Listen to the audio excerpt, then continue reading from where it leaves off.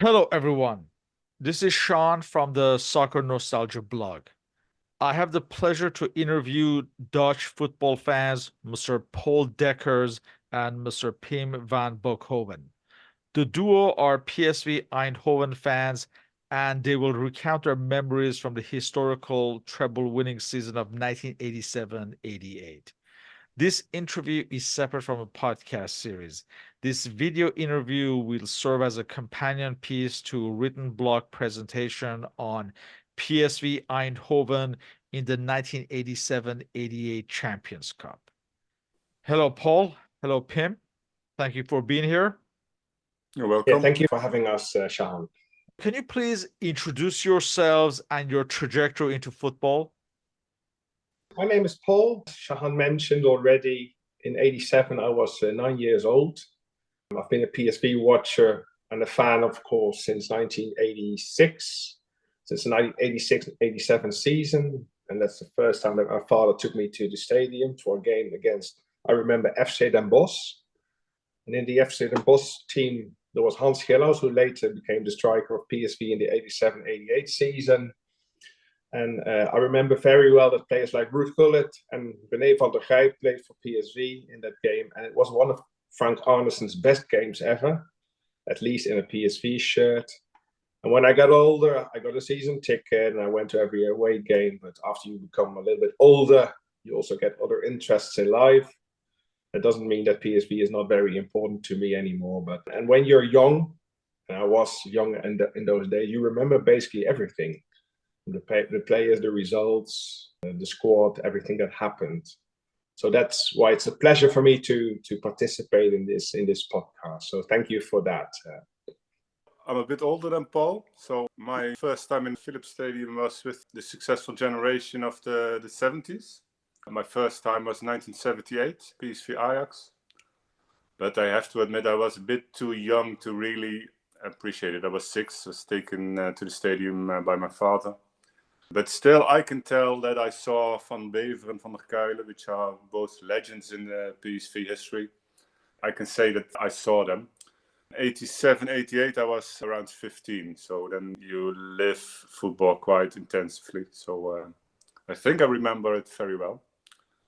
And I've been a PSV fan ever since. Once you have chosen a team, you stay with it. So let's go back in time to the autumn of 1987. What were the state of the affairs at PSV Eindhoven at this point? Before we go to the fall, I think it's very important to go back to the spring of 87, because although the club won the second title in a row, things were not very positive. Let's say the club was a bit in a storm. There was goalkeeper Hans van Breukelen who had mental issues after making some mistakes, especially the ones against Feyenoord. And he received a lot of criticism from the Dutch press, who were pushing Ajax goalkeeper Stanley Menzo and Feyenoord goalkeeper Joop Hiele to have him replaced in the national team, as something that also happened. And Van Breukelen even once claimed that he had thoughts to crash his car against a tree in those days. That's a very tragical story, of course, to hear. And at that time, Hans Kraaij was the technical manager of the club. But PSV were also later in talks with the Dutch national coach, Rinus Michels, to have him replaced after, the Ruud Gullit incident. Maybe Tim can go into that as well. Can I add one little incident to that? Yes, sure. I don't know if you remember. But Hans Kraaij even found a dead cat put in his car at one point in time, somewhere in 87, I think. Yeah, it was a strange time.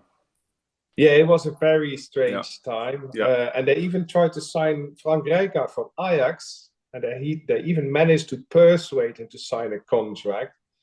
You cannot imagine it nowadays, but it was in exchange for Philips hi-fi stereo set. Yeah. So he signed a contract, but what he did was not very smart. He signed a contract with 2 clubs because he also signed a new contract at Ajax. And eventually he got into a conflict with Ajax coach Johan Cruyff, and he was signed for Sporting Lisbon, who had to send him on loan to Spanish side Real Zaragoza at that time. But because he also signed a contract at PSV, that contract had to be torn up. And it led to, well, a case, I remember. I think PSV and Ajax had to split the transfer fee. Exactly, yeah. So it was about 5 million guilders. And true, yeah. true. And Hans Kraaij, who was PSV's treasurer at that time, who would later become a famous chairman, he claimed that it was PSV's best. Harry van Rij, excuse me, Harry van Rij, of course, yeah. He claimed it was PSV's best transfer ever. But maybe Pim can also go into it because you I think you know everything about it. But what you say is true. But then, yeah, I think it was already early '87. It was quite clear that Ruud Gullit would leave after the season, and he also kind of provoked a conflict with the PSV staff. And then we get to the summer or fall of '87. 3 players had left who scored most goals in '86, '87, including Ruud Gullit, who was by far the best player. So expectations were not immediately that high for '87, '88. It was a bit harsh the way Ruud Gullit left. He had an infamous interview in Dutch magazine Nieuwe Revue. And he said in that interview, I feel being treated like a whore. That's what he literally said by Hans Kraaij, because he was like put everywhere on the pitch. And he also claimed that PSV lacked ambition. They would never get further. And Hans Kraaij, basically, he said, like, he goes out or I will go out. And eventually, Hans Kraaij had to leave the club and was replaced by assistant manager Guus Hiddink. What a lot of people forget is PSV played in the 86-87 season in the first round against Bayern Munich without Ruud Gullit because he got a very stupid red card against the Luxembourg side, Avenir Beggen, in the 85-86 season. So he had a big mouth. Maybe he was right. And he also had the fling with AC Milan already at that time. But it was his own fault that he failed to participate in the European Cup against Bayern Munich. And they lost that game in 2 legs. I don't want to sound too negative about Ruud Gullit because in the end, Ruud Gullit has been one of the best players I ever saw at PSV. Ruud Gullit was really... I remember 1 year later, there was discussion in Italy on who is the better player, Ruud Gullit or Diego Maradona. So it's that good was Ruud Gullit in those years. Yeah, I fully agree with you. Yeah. When he came, PSV had a bit... small club, and he came in, had the looks, expectations came with him. Exactly, yeah. Physically, he was like the best player of the league. He was a real athlete. Nowadays, all the players are real athletes, but he was, he stood there. Yeah, exactly, yeah. He represented a resurrection for the club after the club had been, not very successful since '78. And PSV really wanted to win the league again. And thanks to Ruud Gullit, they managed to do that. So you are absolutely right about that, Pim. Yeah, because before Ruud Gullit, we had like 7 years without any success. And sometimes we hear these players from this era criticizing the current players. But then I think, but for 7 years, PSV had the highest budget and no prizes at all between 78 and 85. Well, we come back to that later, but ironically, it's the PSV won the European Cup. Ruud Gullit changed a lot for PSV in the end, even though it was not all that acceptable or that nice. Mm-hmm. Anyway, no expectations before the season 87-88, Sean. They had a very bad friendly campaign, I remember.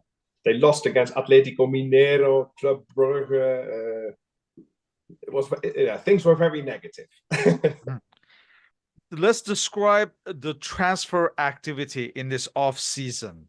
You already mentioned Ruud Gullit left, but what about the other comings and goings? Ruud Gullit was by far the most important player to leave the club in that year. But I think 60 of the 100 goals in the previous season were scored by 3 players. Gullit, Van der Gijp, who also left, and Koloff. He joined Groningen. FC Groningen. Yeah. FC Groningen. Right. Well, they signed Kieft. And also midfielder Michel Valken left for Olympique Lyon. Oh yeah, Michel Valken also. Yeah. And they signed Kieft. They signed Lerby. and they signed Gillows. I think they were the three major signings, of which Gillows was a relatively young player who had only played in the Boss, I think, for 2 or 3 years. Keith he was a came very back short from player, but he Italy. was a great header. Yeah. Yeah. Lerby was a very experienced midfielder who could play basically anywhere, but very good top sports mentality. Yeah, that is something that PSV lacked at the moment. He was 29. He played for AS Monaco in France, but he was a bit tired of playing for 2,000 people there in a city that didn't care about football anyway. And he was married to famous Dutch singer Willeke Alberti, and she was under contract with a record company that was owned by Philips. And that's actually where Philips came in. He had already played for Ajax and Bayern Munich, but he was 29 years old. Maybe he had already had his best days, but he needed one last challenge, one big challenge. And then PSV came, and they needed that kind of player. They didn't have, after Gullit left, they needed his typical character with a lot of stamina and like, well, let's say, poison between his teeth. So they were very happy to have him to sign him. He mentioned Keith came in from Torino, from Italian side. And he had already been the European goal scorer of the season. And later that season, he would score that famous goal against Ireland. And that's a good revenge for his red card against Belgium after beating Frankie Bokhoven in the World Cup qualifier in 85 for the World Cup in 86 in Mexico. And Barry Van Arel had been on loan to Antwerp, and he also returned to the club. As far as Van der Gijp, he joined Swiss side Neuchâtel Xamax. There was a Canadian defender, Randy Samuel. He rarely featured, and I think he was loaned to Volendam or sold. I don't remember exactly. Yeah, I think Randy Samuel was in the '86 World Cup. And yes, with Canada. At the time. Yeah. Yes, but he's not a key player. He never was, I think. Obviously, Ruud Gullit's transfer overshadowed everything else. Was there a feeling that maybe they would have a difficult season without him at this point, despite all the other new players? Yeah, I think so. Because it was actually a world-class player. You don't see them in the Dutch league anymore. You never have, okay, this player is one of the best in the world. I don't think that nowadays you will not find that. But in 86, I think he really was. And Lerby and Kieft and definitely Gilhouse were not perceived as, okay, this is the top of the world. You could argue that if you look at the individual skills of the players, then the 86-87 season was better than the 87-88. It's a bit the same with Romario. Eh? He came to PSV after they won the European Cup, but things became a little bit less smooth. They still won cups and titles, but it proved actually that it's not always the star players who are decisive in winning the titles or being the best team, I think. Let's discuss the backbone of the PSV squad that season. In goal, we have Hans van Breukelen, we mentioned, veteran goalkeeper national team who would regain his form. You have the Belgian former captain, Eric Gerrits. You have Danish duo of Jan Heinze and Ivan Nilsson, who had come on from Feyenoord the year before. Obviously, Ronald Koeman, who is on the verge of becoming a superstar at this point, and he would have his best season ever, perhaps. Van Arel, who would have a standout season and would find his way to the national team. Lerby, you mentioned. Gerald Vandenberg, another former Ajax player who everyone at some point was tipping him to be a great star. You still have the veteran Willy van der Kerkhoff, who obviously featured less, but he was still on the books. Later on, you would have the teenager Edward Linskens making the first team and become a starter. And obviously, Kieft and Gilhos at the top.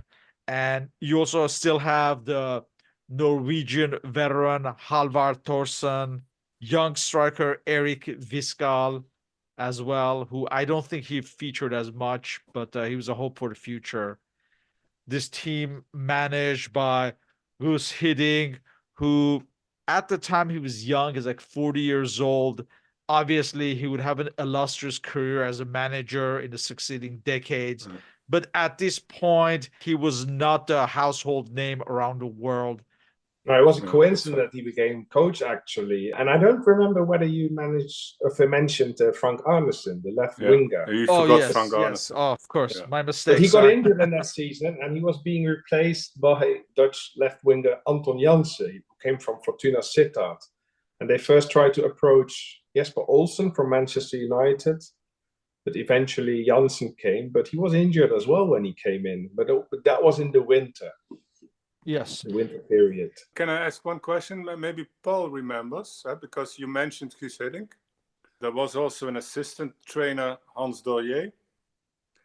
True. And from what I remember from 35 years ago, it was mentioned that Dorje and Hiddink were almost at the same level in terms of authority. Or I think in the past 30 years, it has developed in a way that Hiddink became more important and Hans Dorje was forgotten 30 years ago. But Hans Dorje's role was very much underestimated. Yeah. He was very important. And after he left for PSV, he went to Feyenoord to become a head coach. But then he got ill and at Feyenoord, he was being replaced by, I remember, Wim Jansen. I think he had, before he came to PSV, he had a spell with Vitesse Arnhem as a coach. But I don't remember. I don't know where he came from. He was there suddenly and almost on equal terms with Hiddink, but somehow history has forgotten about him and has made Tim, they Hiddink had more, even bigger.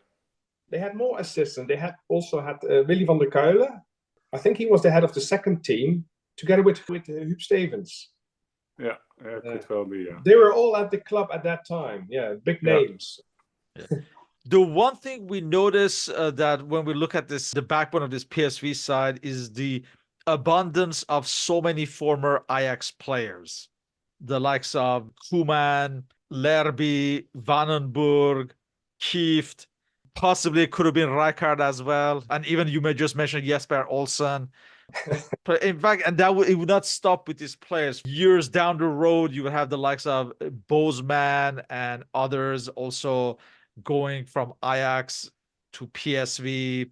PSV very much were looking to buying up the best players of Ajax to strengthening themselves. But I think it's more a coincidence that so many players were in that team. The fact, it is that nowadays Ajax pays the highest salaries. In the 80s, PSV paid the highest salaries. So only Vandenburg and Koeman came directly from Ajax. Yeah, and the other ones had all different reasons, I think. Oh, right, different trajectories. Yes. It was like Philips was behind it. I remember that in 85, well, I was too young for that. They had a loss against Fortuna Sittard away. And back in the car, they had the Philips director and the chairman of PSV and Harry van Rij as a treasurer. They said, we have to change something. We need more money. And Philips put more money in the club.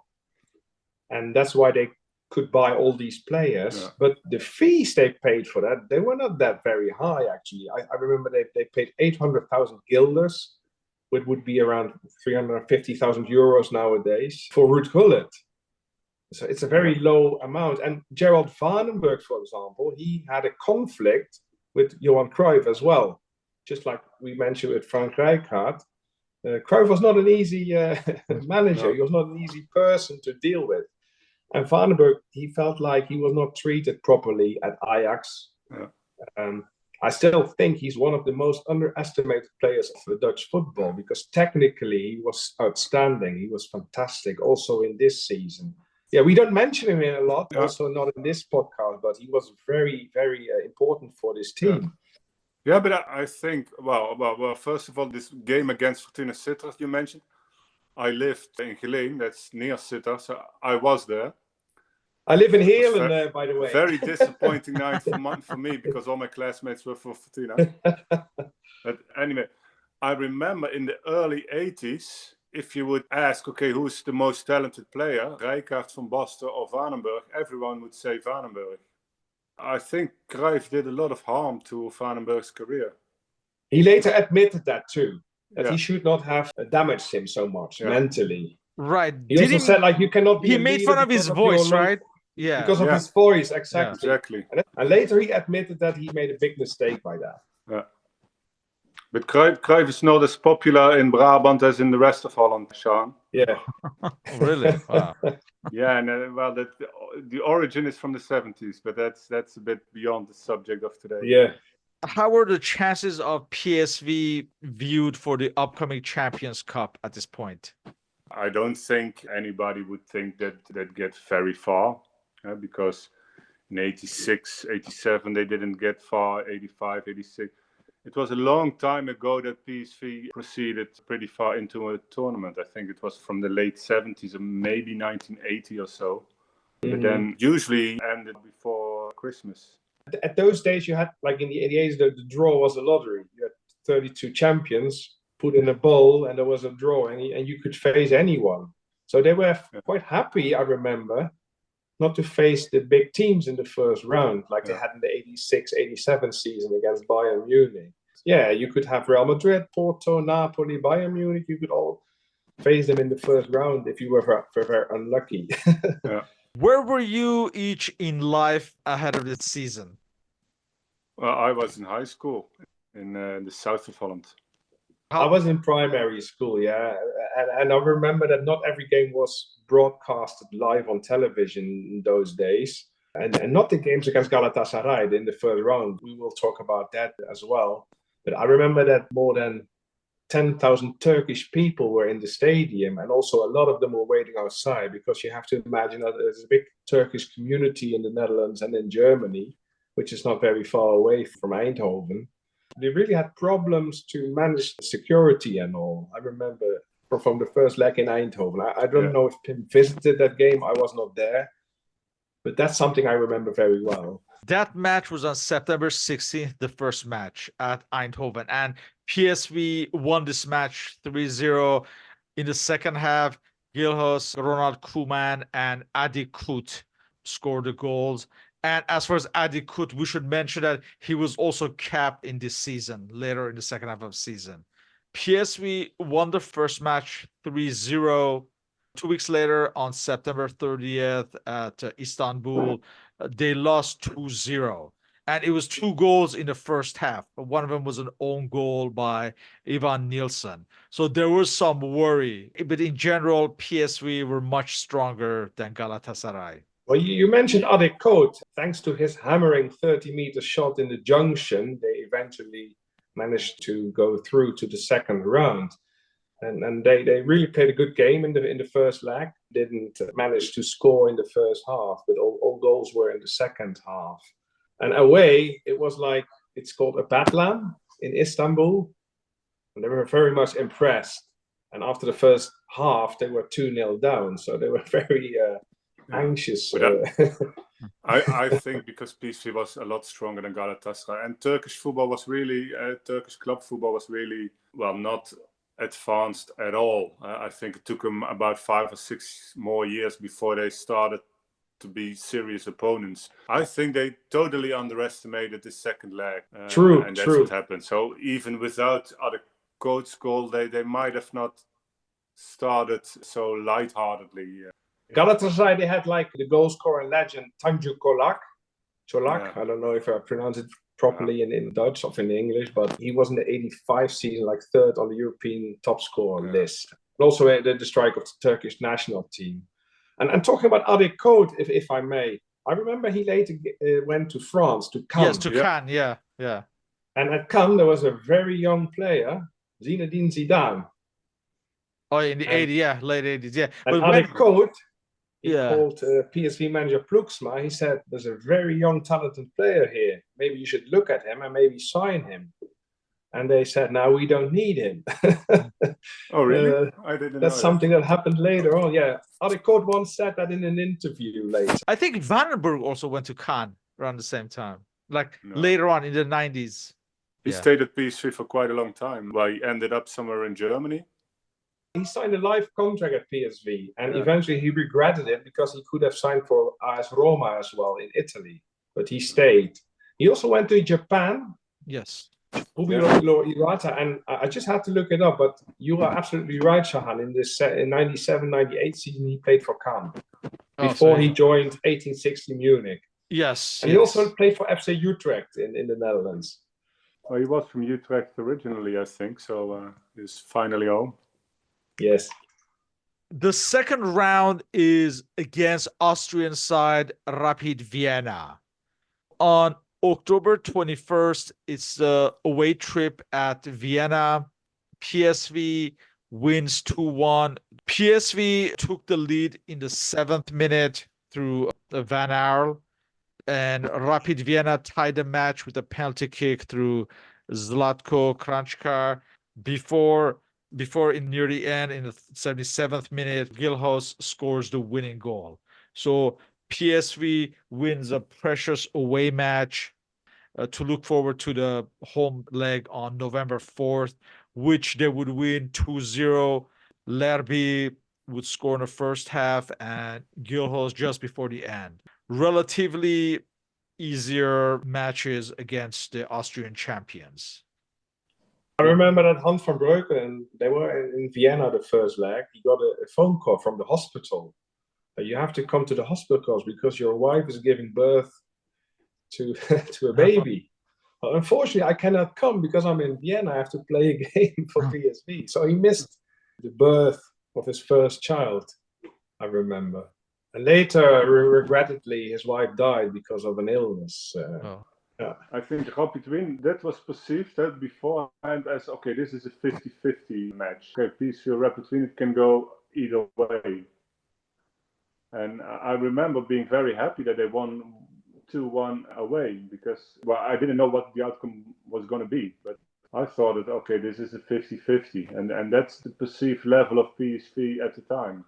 We come to the midpoint of a season. Domestically, PSV is just on fire. They win their first 17 league matches of the season. And they're running away with the title. This was going to be their third consecutive title. Was this the confidence builder as far as being perceived to be ready to win the Champions Cup? No, I don't think. At that time, I didn't think that we were going to win the Champions Cup. Felt like a very comfortable first half of the season, of course, as we've seen this season now also. But that didn't lead to expectations of winning the European Cup, no.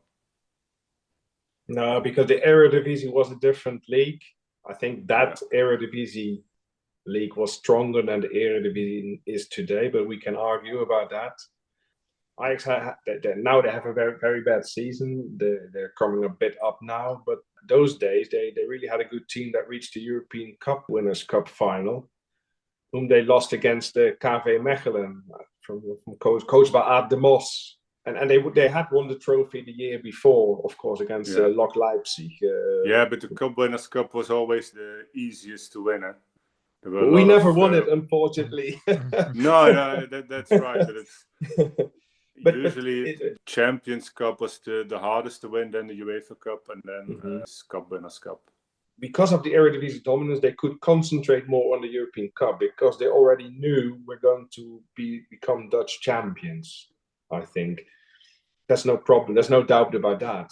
Yeah. However, the backdrop to all of this was the national team's success in qualifying for the Euros.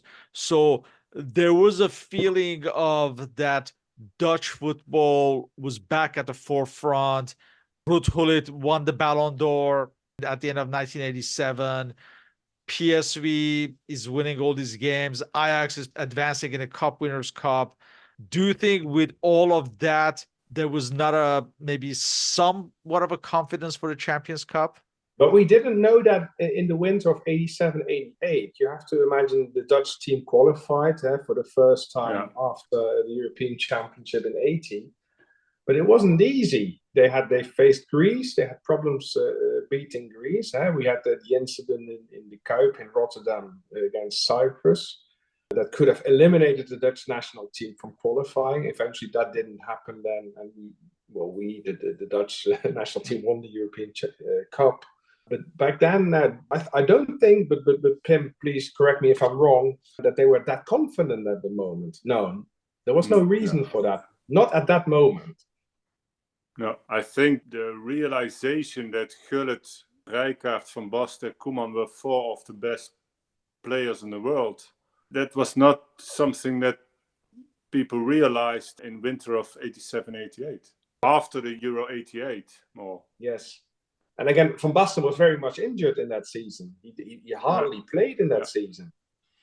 We come to the spring of 1988 and the quarterfinal round against French side Bordeaux. Bordeaux that featured the likes of Jean Tigana and Yugoslav striker Zlatko Vujovic, among others, managed by future 1998 World Cup winning manager Aimé Jacquet. The first leg was at Bordeaux on March 2nd. PSV came away with a 1-1 tie. José Touré had scored in the 21st minute before Wim Kieft tied the match in the 40th minute. PSV came away with an away goal that was advantageous for the second round. However, there was controversy regarding Ronald Koeman's statements about Hans Gilhos's foul on Jean Tigana. Up until today, I think Ronald Koeman has been the only player ever to have been suspended because of a comment in an interview. He praised this foul on Tigana. Well, then he was banned for the next... Well, it took a while. He was not banned for the home game against Bordeaux. He was banned from the home game against Real Madrid. The second leg, there were pretty close ties between the Real Madrid chairman and the UEFA. So it felt a bit like, okay, this is not right. And up until now, I think he's still the only player ever. It became very small, I remember. The journalist, Henry van der Steen, he wanted an interview. And Ronald Koeman, he didn't want an interview, he had no time for him. But then Van der Steen came up to the training ground, to the hertgang, and he still wanted to ask some questions. And then he stated, and later Koeman admitted that he really said that it was a professional foul against Tigana. It was a smart foul, and it was good to have a yellow card for that. And then it was picked up by the foreign press, and especially by the Spanish press, and they made headlines of it. And that's why it came to the UEFA, who wanted to ban him. But Koeman even got a fine by PSV. That's also extraordinary, I think. Those days, you didn't have a press officer like you have today at the club. So it was very amateuristic, let's put it that way. Like Pim said, it's amazing that you get suspended for 2 games in the first time. And they brought it back to 1 game later for something that you say to a journalist. And if it would have been a racist comment, it's not even that. It was just a comment on a football situation. Yes. Yeah, it's one of the strangest suspensions I've ever seen. It was made big in those days. Yeah, no, I remember the headlines. It was a news story for some time. I do remember it caused a lot of controversy at the time. But in any case, the return leg at Eindhoven was on March 16th. PSV kept the scoreless tie to advance with the away goals rule. What I remember from the away game, but I don't know if Paul remembers, but I also remember that Barry van Aalen scored, but then the goal was cancelled for no obvious reasons. I forgot about that, but you're right about it. Yeah, I never understood why this goal was eliminated. I think 10 minutes later, Kieft scored. Yes. So in the end, it was a good result. But they played quite well in Bordeaux. Although we had all these draws, the team played well. Yeah. And we had to log off the away score rule. That's not there anymore. We would not have won it this year. No. In the semifinals, PSV has to face Real Madrid, who had just eliminated Bayern Munich, that eliminated Porto and Napoli in the previous rounds. Was there a genuine worry ahead of these matches? Well, Real Madrid was the clear favorite. And I think Real Madrid at that time was the best team in Europe. So yeah, sure, we didn't expect to end well. Especially after the first 5 minutes in the Bernabeu. It was a crazy game, and the audience, I remember, that game was broadcasted live. And Van Breukelen made a foul against Hugo Sanchez, who scored the penalty, and I think we're going to lose this game 4-5-0 maybe. And then, Frank Arnesen got a ball, and he passed it to Edward Linskens, who works as a mortician nowadays. Oh. And he is reminded for the goal that he scored every day, but he didn't mean to shoot the ball that way. I think he got it on his heel or something. Yeah, it was not a hard shot. No, Yeah. he It was totally through missed the legs of goalkeeper Buyo. yeah. But after that goal, they played quite well, Pim, didn't they? Yeah, but still, I think I remember Leo Beenhakker was the coach for Real Madrid at the time, and he said, well, if we played 10 times, we beat them 9 times. And I think he was right about that, to be honest. He was right, but it's also Leo Beenhakker claiming that. Yeah, he said, but you know, I think PSV was the better team against Bordeaux and Benfica, but Real Madrid over 2 games, I think Real Madrid was the better team. True, but they were a better team. But I also think they underestimated PSV after having beaten Napoli, Bayern Munich, Porto, the 87 winners, and the 87 finalists, and Napoli led by Maradona. And then the small PSV Eindhoven from the Netherlands came.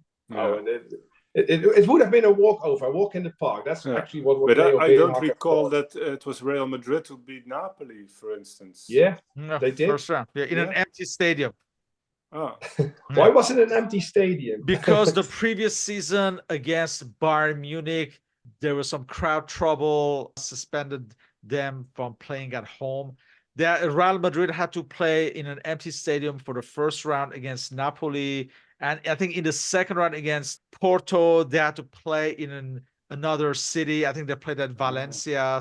PSV was also very lucky with how the draws, because the strongest teams, I think, were Napoli, Porto, Bayern Munich. Well, the champion of England was not allowed because of the Eisel drama.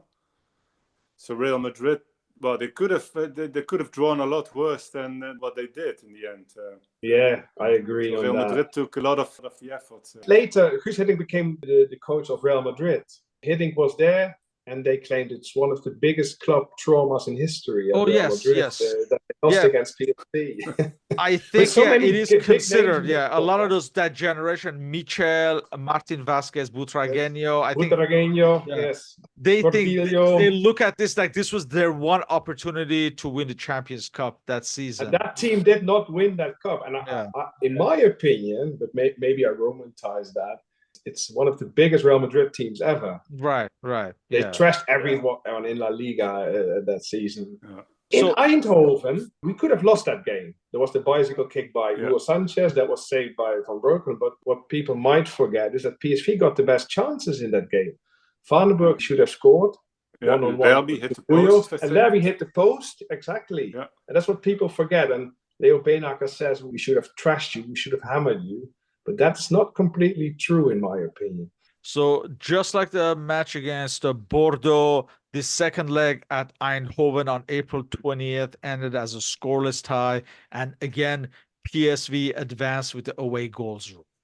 So PSV had advanced to the final without winning a single match in the quarterfinals and the semifinals, and ultimately in the final as well. And they played, I remember, because Ronald Koeman was suspended, they played with Willy van der Kerkhoff. With old Spirit van der Kerkhoff. Yes.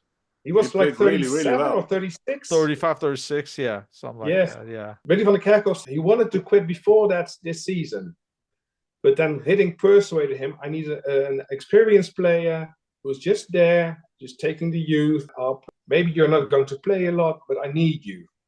And it turned out that he became very important in that season, And he played very well in that game, I remember.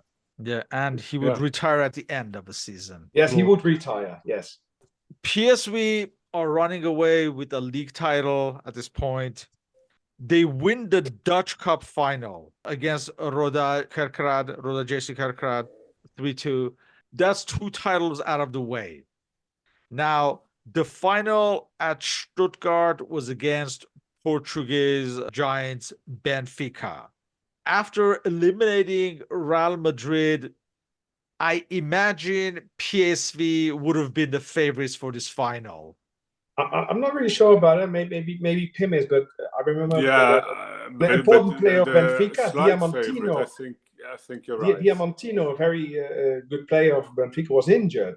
That's what I remember, and that's why we were Yeah, slightly favorite. Benfica didn't have such a great team. I think they beat Steaua Bucharest in the semi-final. Yes, Do you know yes, yeah. that? Yeah, all right. Some of the players that are more familiar would be Carlos Moser, the Brazilian defender, Mats Magnusson, the Swedish striker, Yeah. Rui Aguas, among others. And they had Eusebio as assistant manager, I remember. I believe so. Yeah, he was on the staff, I believe. Yeah, managed by Tony. The final is at Stuttgart on May 25th. PSV wearing all white. Unfortunately, this would be a disappointing match to watch. Ended as a scoreless tie, and then ultimately decided on a penalty kick shootout. As far as PSV, the only takeaway is that they won the title, and that's all that counts. Most boring finals ever, I think. Yes. But I do remember that if a team should have won in the first 120 minutes, it would have been PSV, because I think Ivan Niels had a really good chance and Vandenberg should have scored. So there were very few exciting moments in that game, but when there were, they were in front of the Benfica goal. And both teams were very anxious to lose. Yeah.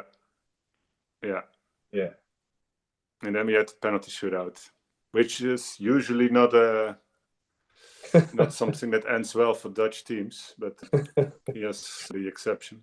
Yes, and Anton Janssen scored the decisive kick, and PSV won 6-5. In fact, PSV converted all its penalty kicks.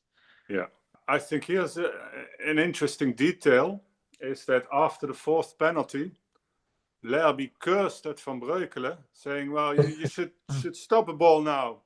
Time that you stop a ball. And I think he's right. If you look at all penalty shootouts all over the world, all in history, then a penalty shootout where a goalkeeper doesn't stop one of the first 5 balls, I think the goalkeeper has not done well. Mm-hmm. And in this penalty shootout, Van Breukelen is the hero because he stops the 6th ball. But 1 out of 6 is not a great performance in a penalty shootout for a goalkeeper, in my opinion. 15 years later, we had Gomez, the Brazilian goalkeeper. Well, he would have stopped 3 out of these 6. Against Lyon, I think he did well, didn't he? Lyon. Lyon was a really strong team then.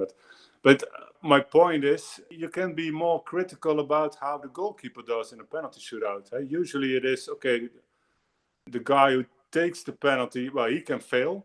The goalkeeper cannot fail. But I think you should look in a more nuanced way to penalty shootouts.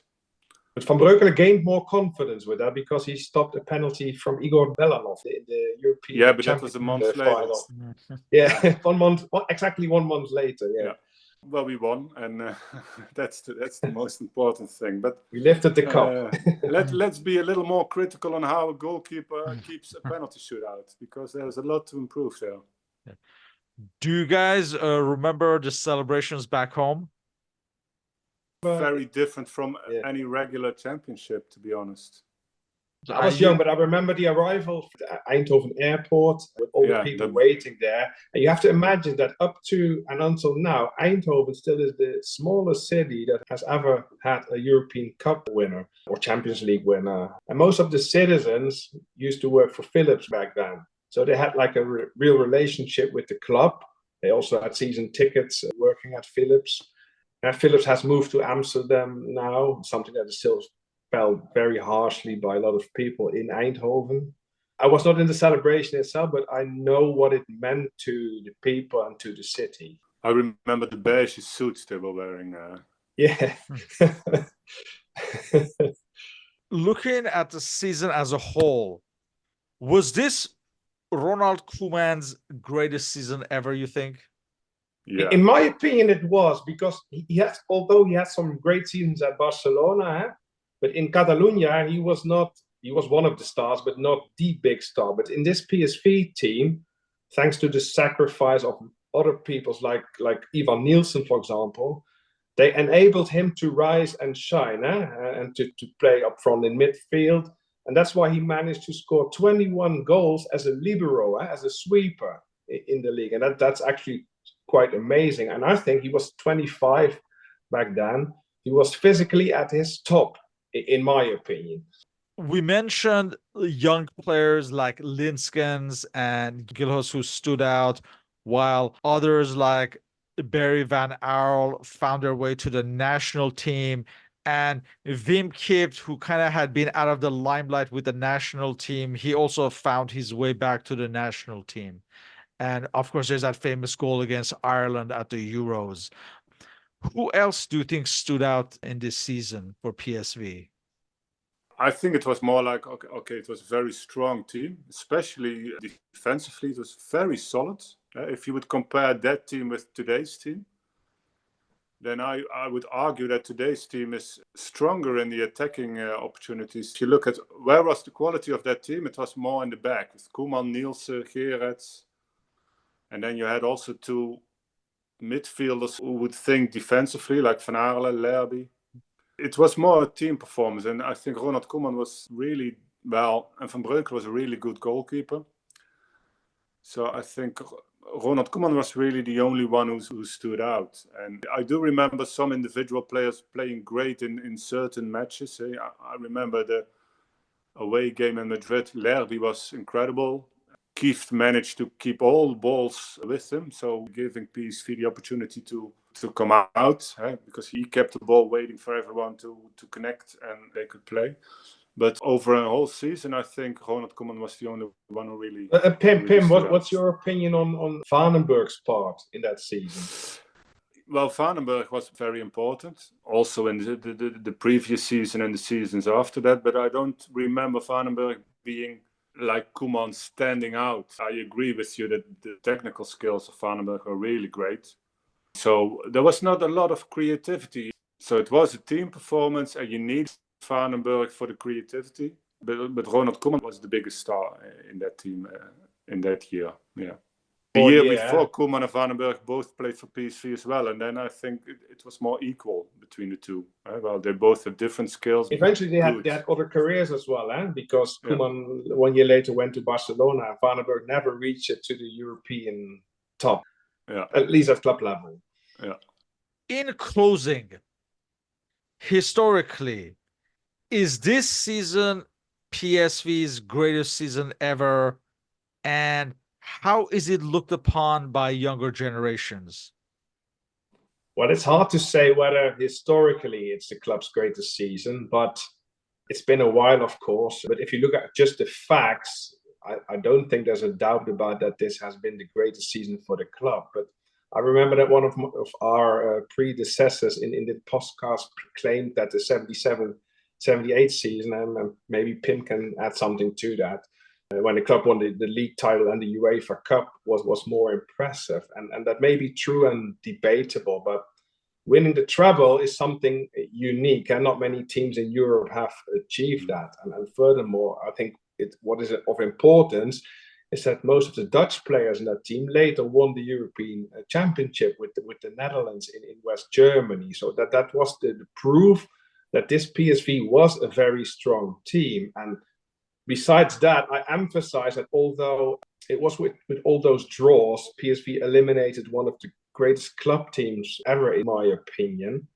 And unfortunately, later they failed to win the European Super Cup. They lost against KV Mechelen, and also, which is quite a trauma for the club, that they lost against Nacional de Montevideo. Very unnecessarily, they lost the final in the World Club Cup in Tokyo. And let's not forget, but that's maybe something for another podcast, the 2004-2005 season, where they almost reached the Champions League final. Turned out to be one of the most dramatic Champions League finals ever, between Liverpool and AC Milan. But again, that may be a whole new episode for this podcast. I agree with Paul. If you look at the facts, then it's the best, the most successful team ever. I imagine that some people who are from the region of Eindhoven and who are old enough would prefer the 78 team because there were some local heroes. The 88 team was more like, okay, Dutch team with a lot of Danish guys. The 78 was, well, a lot of people from the region. If you look in the long run at, okay, who are the legends in PSV history, then of the 88 squad, maybe Ronald Koeman or Gerrits. But if you look at the 78, then you have Van Beveren, Van der Kuilen, Willy van der Kerkhof, René van der Kerkhof. So Lupse. Lupse. So in a way, 78, you need to be old enough. Paul is too young, of course, but you need to be old enough. But if you look in the PSV history, then I could imagine that people would prefer the 78 team. But looking at the facts, 88 was the better team. The interesting thing, the 78 team didn't win the treble because they lost in the cup winners competition, where they lost to a second league team, 1-6 at home, which is also quite a legendary match, but in a negative way. That game was played before Christmas, and they already were with their hats. They were on holiday already. Yeah. That is a famous history in the club. And I think at halftime it was 1-4, and then in the dressing room they said, "Well, okay, then, now it's enough. We're gonna get them eventually after all." And then in the second minute of the second half, it was 1-5. And after the game, Kees Rijbers, the coach, who would still be just him to having There's Walk one of more Fame. comment that I want to make, because nowadays you sometimes because PSV has a very strong team at the moment. I read about one of these players from 88 saying, well, if they win the Champions League, then they're equal to us. But winning the Champions League nowadays is a lot harder than winning Cup Winners' Cup 30 years ago. You cannot really compare those two anymore. No, I agree, yeah. We're not going to win. They have a really nice team at the moment. Yeah. We can hope for it, but I don't give us. It's not gonna happen. But yeah, it's a nice dream. I've enjoyed PSV this season very much. It's sometimes spectacular football and very successful football. So we have a great team now. And it's been a long time since we enjoyed the matches so much. Yeah. With that, I would like to thank both of you for your participation in this interview. I would urge everyone to please read the main blog article as well for more detail. The link is included in the video upload description, along with our respective contact informations. So thanks again, and hope to continue these discussions on football history. Thank you, Shahan. Thank you.